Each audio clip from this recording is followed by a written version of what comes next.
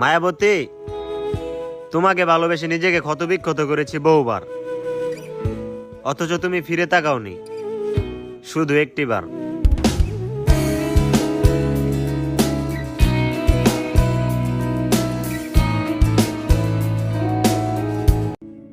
যদি কোনো নারী তার ভালোবাসা মানুষের হৃদয়ের স্থান দেখতে পারতো, তাহলে অন্য পুরুষে নিয়ে ভাবাও সে পাপ মনে করত।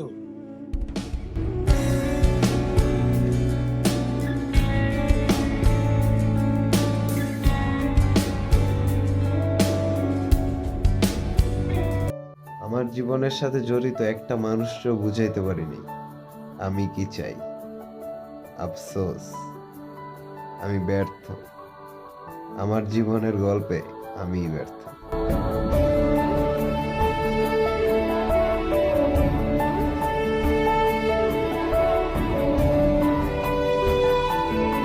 তোমাকে হারানোর কথা ভাবলেই আমার বুক ফেটে কান্না আসছে।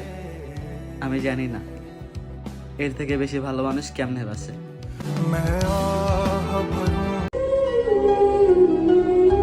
কারো মন ভাঙা দিয়া মোনাজাতে আবার পারফেক্ট কাউরে চাইলা, বিষয়টা ঠিক এমন হইল না। সৃষ্টির মনে লাথি মাইরা স্রষ্টার ইবাদত করলা। একটা কথা কি জানো, তোমারে কোনোদিন ভুলতে পারবো না। আমাদের সম্পর্ক মৃত্যুর আগ পর্যন্ত টিকিয়ে রাখার কথা ছিল, কখনো শেষ হওয়ার কথা ছিল না।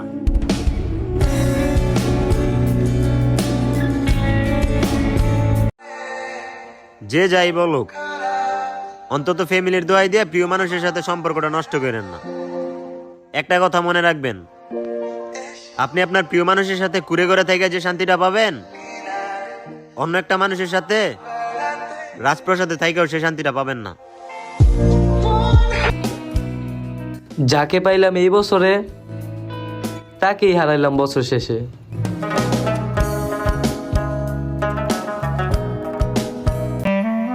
তুমি তো কখনো আমারে বোঝার চেষ্টাই করো নাই, আমার ভালোবাসা কি বুঝবা।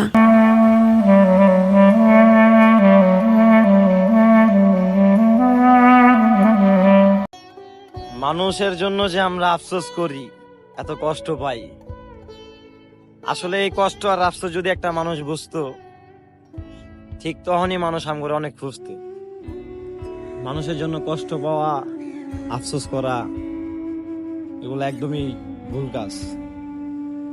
মানুষ যদি মানুষকে চাইতো, জীবনে অনেক মানুষের পাইতো। আসলে জীবনে মানুষের জন্য আফসোস করেন না, কারণ একটা মানুষ চিরস্থায়ী না, মানুষ হলো ক্ষণস্থায়ী। এই আছে এই নাই, এত ভালোবাসা কি লাভ যদি এই মানুষটা আমার কষ্টই বুঝে না।